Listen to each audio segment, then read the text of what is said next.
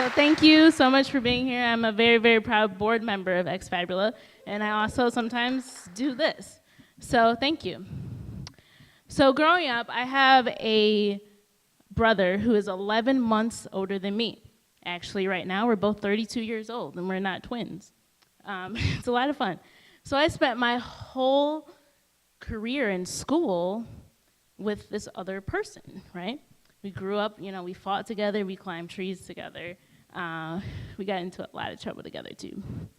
But spent my whole time as, my brother's name is Brandon, but no one really calls him that anymore, so everybody just calls him BJ. Our last name is Johnson, so everybody's like, BJ's little sister. So spent my whole time, K through 12, in school with him. So that means I never really got to break out and be my own person, which is really challenging. And I didn't realize that until I was in high school. And I remember this very vividly. It was School Spirit Week, and it was dressed like the opposite sex day. So that morning I woke up early. I was excited. I was like, yeah, I'm just gonna go in my brother's closet. And my brother's a skateboarder, so he had these big old baggy skateboard jeans with these pockets on the side and his Vans, and I took his little Vans hoodie and I tied up my hair and I put on a baseball cap. And I was like, this is it. This is how I'm walking out into the world today, and I'm gonna be BJ's little sister. Well, sort of. And so I get to school, I go to this class, this social studies class, and my teacher looks at me. I barely make it through the door, and this man's like, wow, you really do look like your brother. And so at that moment, I felt pretty good. I was like, wow, I achieved this thing, right? Being like my brother, who's extremely athletic and charming and really smart, so smart you don't have to study, and he gets a 30 on the ACT. Yes, you can give it up for my brother. And so I get that moment, and I get that validation, yes, I finally made it, dressed up like my brother. Well, lo and behold, a few years later, I find myself in school alone for the first time in my life. My brother went off to the military, and I was a senior in high school. Normally, seniors in high school have already came up with their ideas of who they are, who their friend groups are, what they want to do, what they want to be. But for me, I didn't have that because I had my brother. I was just BJ's little sister. I didn't know what I was doing. So as a senior, I really got to experience life alone, and it was terrifying, actually, for a little bit. So I went on with my life, and I get into college, and college was really exciting because it was the first time I went to a small high school, and I went to a small college where no one from my high school went to my college, so it was great. So I was like, wow, I can really break out of the shell, break out of the shadow, and be who I want to be. So I created, I wanted to create a major, but my school wouldn't let me do that. So I defaulted, and I became an English major. No offense. So I became an English major, and I started writing all these papers and putting my name on these papers, and I said, Raina Johnson. That looks good. I would type things up. Oh, that looks okay. Then I started adding my middle initial because I saw an article that said, if you use your middle initial, people will perceive you as being more professional. So I was like, oh yeah, I'm going to graduate. I have a mountain of student loan debt. I want to be perceived as more professional. So I started using my middle initial. So it was Raina J. Johnson, and it looked great. Then I started freelance writing. After I graduated from college, I freelanced for a really long time, and I made sure editors knew, don't forget my middle initial, right? I don't care about anything else. I don't care about the copy. I don't care about the column inches. Don't forget about my middle initial. That was so important to me. And that worked for me for a while. Like most names, they're given to you by your parents as a gift, right? So it worked for me. And if you haven't seen the Dave Project exhibit, I can just go into a little explanation that Dave was a slave at a time where black folks were not allowed to read and write. And he created these large pots. Some of them probably bigger than me. I'm not very big, but they're like giant pots. And he carved his name into those pots. Wow, I know. So he did this, and I felt like I was doing the same thing. I was carving my name into my work. I was feeling very proud, very, very validated when I saw my work printed, and my parents would cut out newspapers and put them on the refrigerator for me when I would go to their house and visit, and I would see my name, Raina J. Johnson, and my parents were proud of me, and I was proud of myself. So then I started freelancing. I was freelancing for a while, and it worked for me, but then eventually that name didn't work for me anymore, and now I am transitioning into a new phase of my life. For a long time, I didn't see my brother. Like I said, he was in the military. I just saw my brother for the first time in about 8 years, 2 months ago. I'm riding in the car with my brother. It was a 20-minute car ride. And he looks at me and he says, "You know, I've been overseas, but I've read every single thing that you have written." I did not expect to cry. And that moment made me feel, again, like I was in high school. Like I was walking through that classroom door and that teacher said, "Wow, you really do look like your brother." And I felt so validated and so important. And I think about Dave the slave and how he must have felt carving his name into those pots. And then when he was emancipated, he took the last name of his slave owner. So that tells you something very special about the relationship. It's very something special about the relationship that I share with my brother, who's not my twin. Thank you.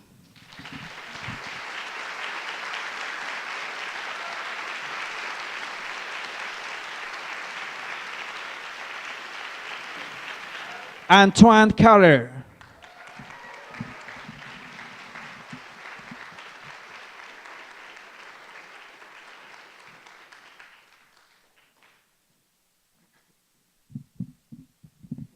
Tall people problems.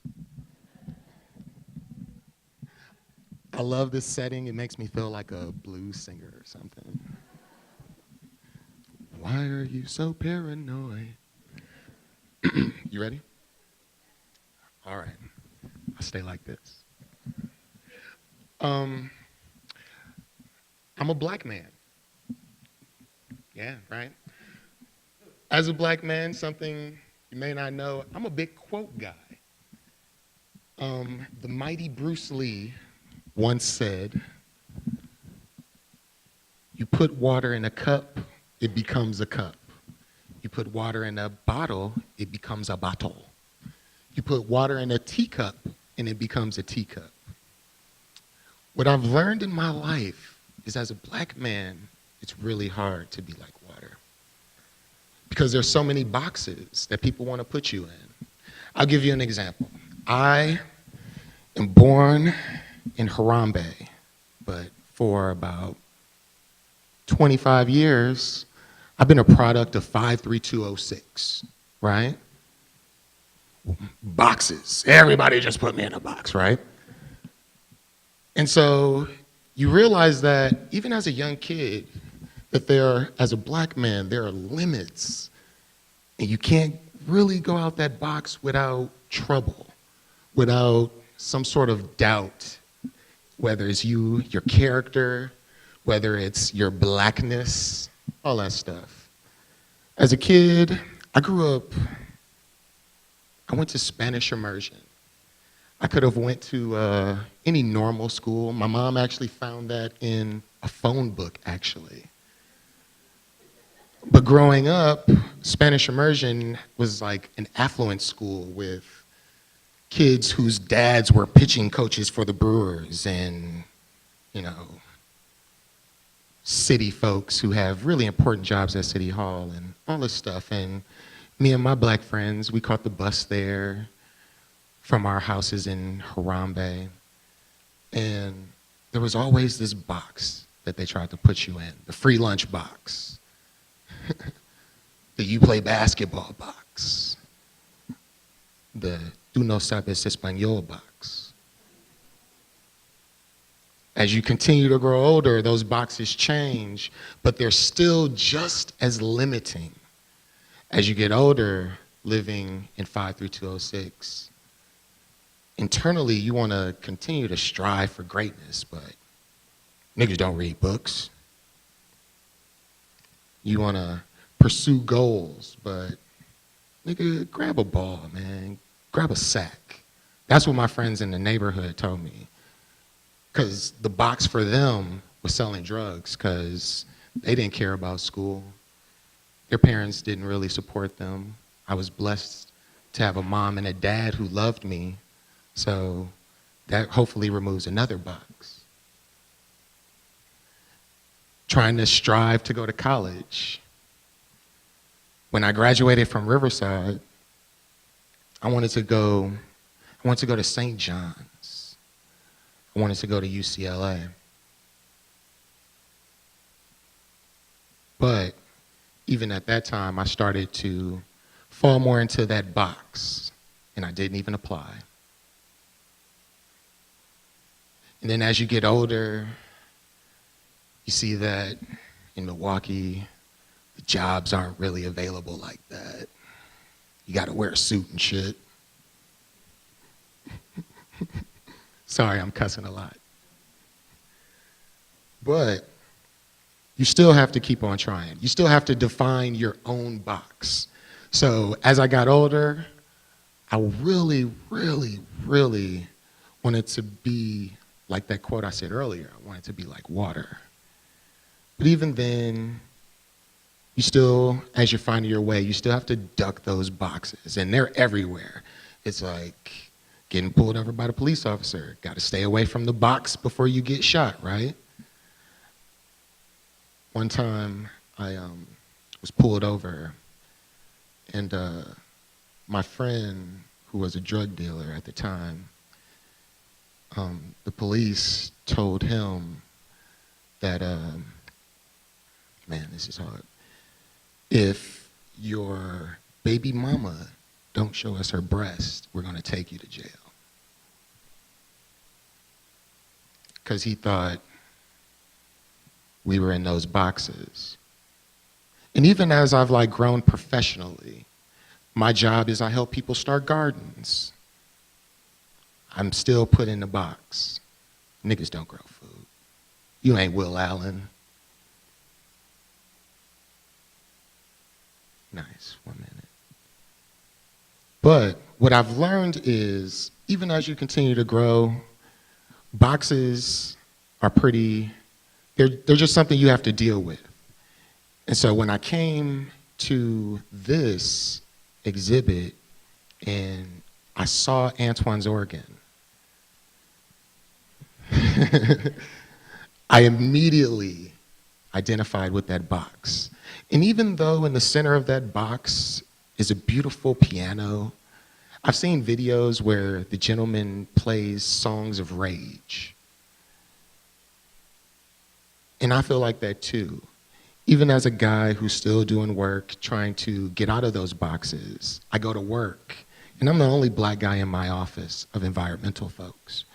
And a gentleman shows up, and doesn't know where he's going, doesn't know who he is, who he's looking for. And I ask him if he needs help. And he's like, no, man, I want to talk to them. You don't have to be security. Another box. And so my question is, when can I be water? Thank you.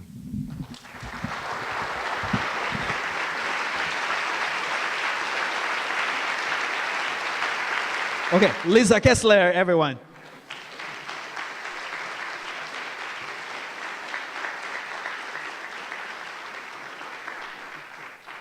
I know you all think it was Liza, and it's not, it's Liza.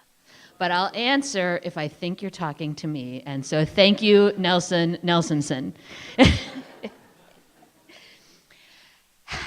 You don't look like a very agitated audience. But when I came and saw that piece in the Rashid Johnson exhibit, it really changed the way I think about driving around Milwaukee. I drive around the city a lot in my work. And one of the things that I am responsible for is looking at houses that have been sold or where permits have been issued on a place in the city of Milwaukee. And one of my neighborhoods is around like 13th and Ring, like Burleigh, Ring, Concordia, just to the west of where the interstate comes through. And I get a lot of permits that are called raise and erosion control. And what that means is that once upon a time, there was a house there that people lived in. And that house decayed so far that it was unsafe and condemned and broken down and raised. And then they put some grass seed down so that all the dirt wouldn't run into the sidewalk. Those people are missing, like the faces are missing in that agitated audience piece.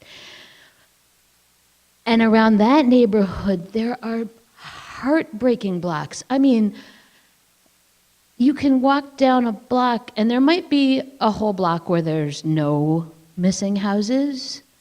And then the next block, there might be 5 missing houses. And then in the next block, there's 2 or 3 missing houses. Or you might walk down the block and there's one house in the middle of the block and it looks so strange. And all those people are missing. And we know where they are, right? We know we have a mass incarceration problem. We know what we have done with those people. But it breaks your heart driving around and seeing the evidence. Those people aren't missing equally all over the city of Milwaukee. I mean, I don't need to tell you that. But when I drive around other neighborhoods in the city of Milwaukee, there's a lot fewer raise and erosion control. So I have a daughter who turned 9 last week, and she asked me this summer, what's the hood? And we were getting ready to go to take her to camp, and I wasn't expecting the question. I was trying to get everybody's shoes on and get out of the house, and I was kind of thrown, and I flubbed it. I was an agitated audience in that moment in a different context. I wasn't missing, but what to say was missing. But that's okay, because she was happy to continue with the questions. Then she said, is Sherman Park the hood? And that was such a weird moment for me, because I'm 48. I grew up in the city of Milwaukee. I didn't grow up in Sherman Park, but most of my friends did. I mean, other than the neighborhood where I actually lived, that was the neighborhood in Milwaukee I knew the best and where I spent the most time. And I had to try to figure out, how am I going to even tell her what hood means? So I kind of flailed at an answer for that, which was sort of it's unkind word for neighborhood. It's sort of a short form, but it's sort of insulting. And when people use it, they're usually not saying something nice about the place they're talking about. And please get your shoes on, because I got to go to work.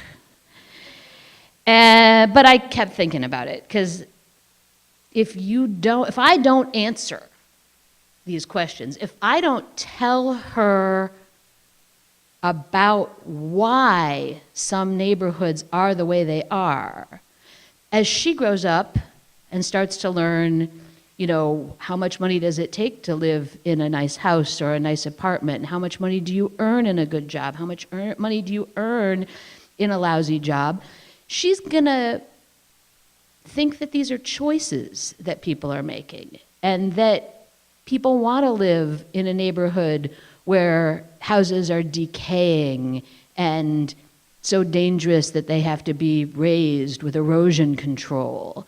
And so I circled back with her after I saw the exhibit and said, we need to talk a little bit about history for me to be able to answer that question.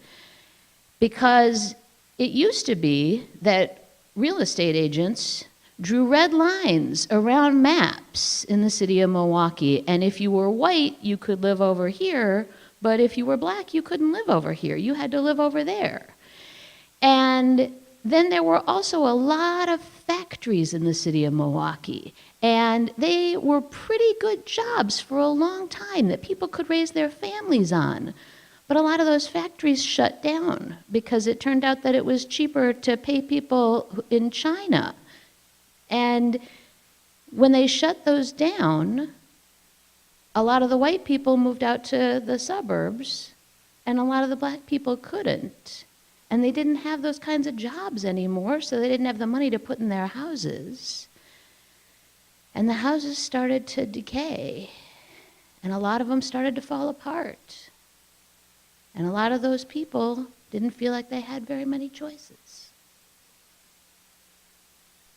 And I hope I'm raising her to be an agitated audience.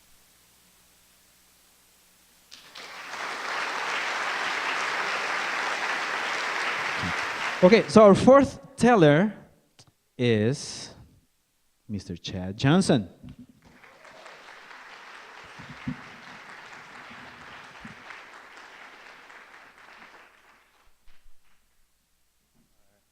Based on what Raina said, you forgot my middle initial, right? That's Chad L. Johnson. So in addition to the suit, maybe you take me more seriously at this point. But yeah, I'll go ahead and share my story. So after walking through the exhibits, particularly the Day Project had more of an influence on me. It had me thinking about the time I exited corporate America. And it was also around that time where God had more so given me an affirmation that he's the potter and I'm the clay vessel. So all the gifts that I have basically have come from him. But to take you back to the beginning of my career, I started as an intern in human resources right after my freshman year in college. And this happened to be around the late 90s. And I've got to mention that to you because my 17-year-old daughter made it clear I was born in the 1900s, right? So whatever that means. But I had a black HR supervisor, female, and they put her directly in my line of sight, so my cubicle was literally right outside her office. And metaphorically, I think that was probably to give me a diverse presence on a daily basis to see a person in a role that I could aspire to. So I got that. But I remember one of the first times I had a chance to present before the HR leadership team, and there were about 60 leaders in the room, you know, supervisors, directors, VPs, and my role was to come in there and talk about how we were moving from the old traditional name tags to photo ID badges. And so I was to articulate how we were going to take digital photos of over 25,000 employees, how we were going to print them, and how we were going to distribute them. But as I mentioned before, there were 60 people in the room or more, and not even 10% of them were people of color. I'm talking black, Latino, Hispanic, Asian, you name it. So my daily reality of having a black leader was actually diminished from like, wait a minute, where's the diversity at? So that was my first intro to the reality that diversity wasn't really present. But I didn't think anything about it. I'm young. I'm like, well, there's a message. I'm the vessel, and I got a voice, so let me do it. So apparently I must have done okay because after I got done with my presentation, the senior VP of HR runs out into the hallway and catches me and says, Chad, that was great. You speak so well. Right. And so I said to myself and to my supervisor, was that a compliment? Like, what? How was I supposed to sound? And let me clear something up. We tend to get into this whole ordeal and diminishing into speaking black or speaking white, right? Well, ultimately, clearly articulating your words is not black or white. It's a matter of basically good English, and there's also dialect. I actually use good, proper English, but I did it in my own dialect. But at the end of the day, they still saw me as black. And at that time, I think they probably saw me as an exhibit and themselves as a curator, where they, like, basically, through her message, were telling me, you make us comfortable. And as often as we can exhibit you, we want to do that, right? So I graduate college in my internship, and they create a job for me that didn't even exist. So my boss didn't even post it, and they're like, hey, Chad's going to be working with you. So I'm feeling myself, and so I get in there, and they put me in the largest flagship facility for the system so I can get a lot of visibility. And I remember I had many opportunities to remember. I was still a young black male. And one particular situation I think of is we were constructing a new facility, and I remember going into the meeting, and the VP looks at me when I walk in the room and looks through me and says, where's your boss?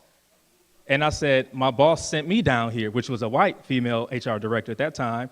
He said, well, you make sure she gets all the details of everything we talk about. Duh, right? But in a future meeting, I remember walking in and overheard him joking and grumbling about, well, there's these minority vendors that surface every now and again. My only concern is, one, whether or not they'll deliver on time. You know that's code for black folks are late. And two, whether or not they got the capacity to do a project like this. And so I'm sitting there saying, I guess I'm supposed to be invisible in plain sight right now. Like, you don't see me sitting here? Well, ultimately, being the voice that I am, I sent a note to the HR diversity officer at that time and gave a professional, well-articulated, yet emotionally charged message and said, let me tell you what happened. Well, instead of calling me, she sent the email straight to the CEO. Yeah, great, right? And so that was my voice, and ultimately, it just kind of awakened me to understand they placed me here, they placed me there, anywhere that I could be where they could exhibit me, if it was publications, if it was articles, if it was presentations, videos, diversity. Chad, can you be here? Chad, can you be here? And so ultimately, I got to a point where, last time after 10 years, they asked me to present before the annual board and community meeting. And there's over 500 people in this ballroom, and they wanted me to do a presentation on what? Diversity and inclusion, right? So, and they also asked, hey, can you rehearse with the executive team?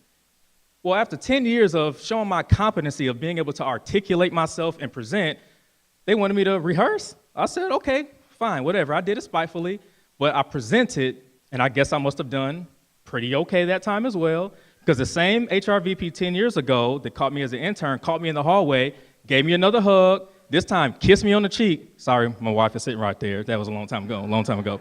She kissed me on my cheek and said, you were outstanding. And to show me that they appreciated, I guess, how well I did, they invited me to the brewer suite to mingle with the executives to show their appreciation for how well I did. And so that was also around the time, as I mentioned before, where God had started dealing with me and giving me some affirmations that I've given you all the gifts you've got, right? Not for anybody else to exhibit, but it's for me. And so around that time, shortly after that presentation, after 10 years in corporate America, I decided I didn't want to be an exhibit anymore. And I gave notice, and I left. I didn't have a job. I didn't have a business waiting on me. I just knew that my gift was meant for something greater. And so at that point, I went through a lot of ebb and flows throughout. However, within the last 10 years since I left corporate America, God has allowed me to travel across North America, speaking, teaching, training with my own consulting firm. And in addition, I've also became a partner in a social impact roasting company that we just started in May called Making Coffee. And ultimately, thank you, buy some coffee, please. Makingcoffee.com, MKEING.com. And ultimately, I've had the opportunity to go out and just kind of use the gift that God has given me. But ultimately, I've resolved, if I'm going to be an exhibit for anyone, I'd prefer to be an exhibit for the God who created me than to be an exhibit for people that ultimately want to take credit for the gifts that God has given me. Thank you.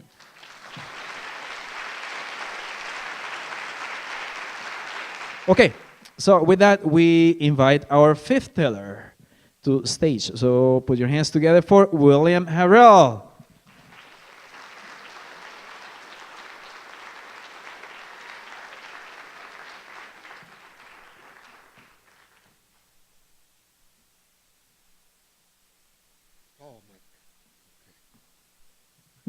Good evening. Oh, boy. Thank you.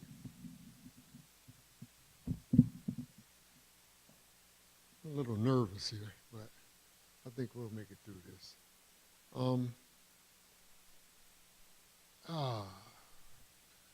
Art. I'm an artist, and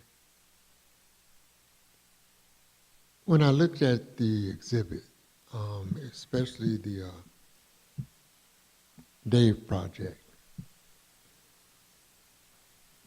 I looked at it from a different perspective. It wasn't the creation or the creator. It was the situation. Dave was a slave, and Dave was in bondage. And Dave's talents, man, it kind of eluded or emitted itself out of his bondage. And when I was young, I went through some bondage as well. I was 10 years old, And I was extremely I'm a little pigeon-toed now, but I was extremely pigeon-toed. And the doctors had to perform what was called corrective surgery. And the surgery entailed me to wear casts on both feet, okay? So that instead of walking pigeon-toed, it would push my feet out. But I was 10 years old. There was nothing wrong with my feet. There was nothing wrong with my legs, my ankles. Everything was strong and healthy. So I was in bondage, okay? I had casts on, and I had a little rubber thing at the bottom, but there was really nothing wrong with my legs, and I was a little boy. I was 10 years old. So what did I want to do? I wanted to climb trees, chase dogs, do the things little boys do. And with the cast on, it was kind of restrictive. So after tearing up about 4 pairs of casts, my father came up with an idea, to, something that would attract my attention. And he brought me comic books. And he steadily brought me comic books. And I looked at the comic books, and I enjoyed the superheroes. I enjoyed Archie. I enjoyed all the different comic books. But the ones that really captivated me were the superheroes. And I would try to sketch them and draw them. And man, it was like I was honing my skills and didn't even know it. Fast forward a little bit to maybe 1967, when the world was in bondage, or at least the United States, racial bondage. And my superhero then was the Black Panther. And looking at the Black Panther, where he came to America from Africa, and he was a king, but I look back at Rashid Johnson, and he came to America, but he wasn't a king. He was forced to do his artwork. He was forced to teach other people. And, in bondage, there's also an escape. People try to do escape. Escapism comes in different forms and in different ways. And Dave tried to escape as well. And ultimately, he got his leg cut off. But he still made beautiful work, and he still trained other slaves to do the work, and he still had his slave owner got the commissions. Man, and let's fast forward back again, back to bondage. While I was in my Black Panther mode, drugs and free love and all of that was also part of the era. Hippies and yippies and yuppies, and it was all the thing, the rave. And I didn't know I was building a bondage that could ultimately destroy my life. After I went to college, I went all the way up north to Ashland, Wisconsin, to a college named Northland College in Ashland, Wisconsin. And I took up art there, and I was there on an athletic scholarship, but I took up art there, and I got A's, and I got accolades for my artwork, and I won art contests, but I was still in bondage. There was nowhere to go, nothing to do. We could walk to town, but we were kind of forbidden to go into the beer bars and things. But anyway, today, and from that bondage, from that drugs, and I did experience another bondage. I was incarcerated, and I was incarcerated for drugs. But while I was incarcerated, I went back to my love. I went back to my art, and I honed my skills again. And today, with the art, well, I'm with the group. And we have artists all over, this black artists from all over the city, and we display our artworks everywhere. And I just wanted to say one thing about Rashid Johnson as I leave. The escape exhibit that he did about once you arrive and you can go anywhere you want to go, do anything you want to do. But to me, freedom is free of the need to be free. Thank you.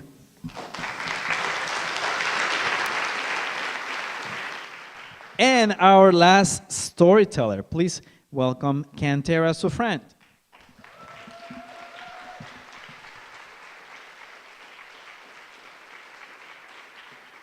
Keep it up, keep it up. Kantara is here.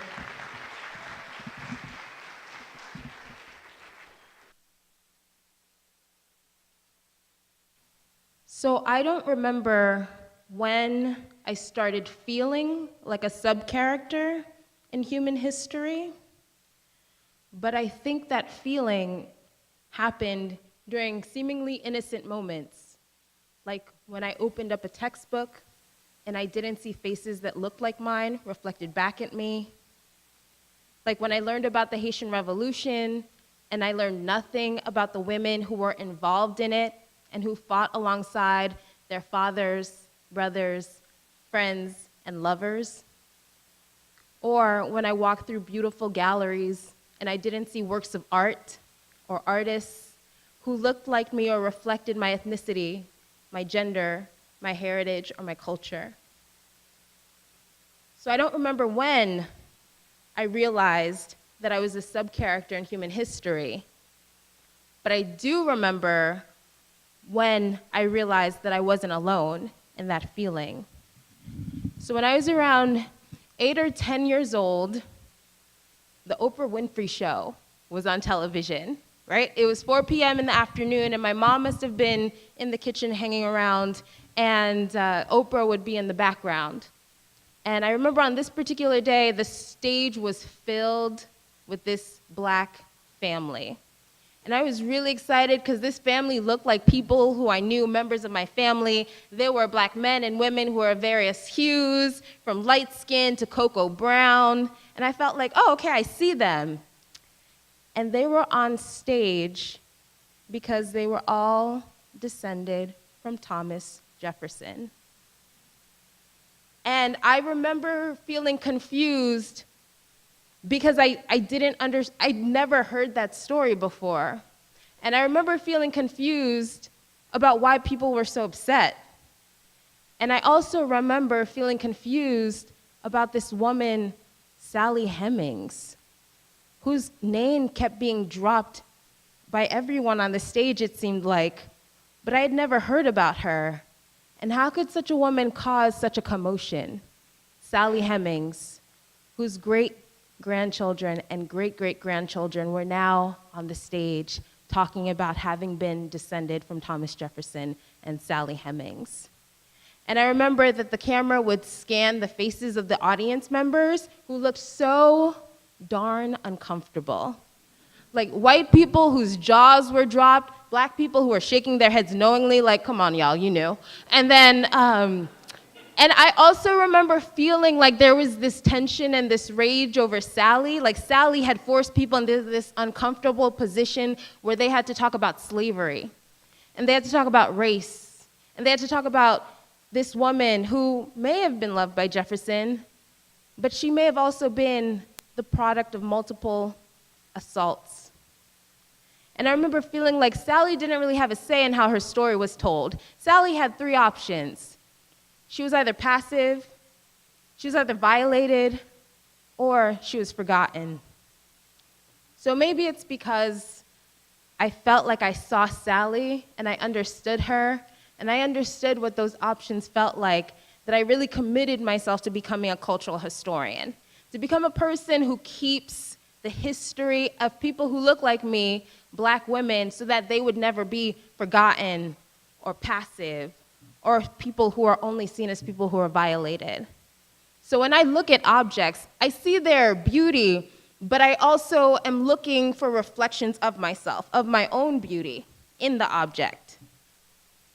And so when I went to Chipstone, I went and I got really geeked out at Chipstone, right? And if you haven't been to the Chipstone Day of the Project, you should go, because I felt like when I was in Chipstone, I was in the company of other people who understand that objects tell stories, and who understand that objects are ways of rescuing people from being forgotten. That you could tell the story of an enslaved person who tells his story through pottery, and you can tell the story of a whole nation of people who are from the Congo and maintain their history when they arrive in Georgia. And I remember walking through the Chipstone galleries, and I remember being struck by the Jefferson chair. So if you don't know, Thomas Jefferson actually suffered from really debilitating arthritis. So this chair was specially made for him, and it was the only chair that he could sit in where he felt relief from that debilitating arthritis. And when I saw the chair, I wasn't seeing the chair and seeing our nation's third president. I wasn't seeing the chair and seeing John Hemmings, his slave who made that chair for him. I saw the chair, and I saw Sally. And I went to scream Sally's name in the galleries. I went to keep her from being forgotten. I went to keep her from being someone who was seen as either passive, violated, or forgotten. And so I think about Sally, and I think about myself, and I think about all the women who've been forgotten through history despite all the ways in which they've dissented throughout history. Women like Sally, enslaved woman, mother of 6 or 7 of Jefferson's children. Edmonia Lewis, a woman of Haitian descent, first African-American, first Haitian woman, and first Native American woman to receive international acclaim for her art making. Cecile Fatima, Haitian woman, voodoo priestess, sparked the Haitian Revolution. I want to call out these names because I know that their stories aren't my stories, their abuses aren't my abuses, but in calling out their names, I honor them, and I keep them from being forgotten. Sally, Edmonia, Cecile, Cantara, seen, but not forgotten. Thank you.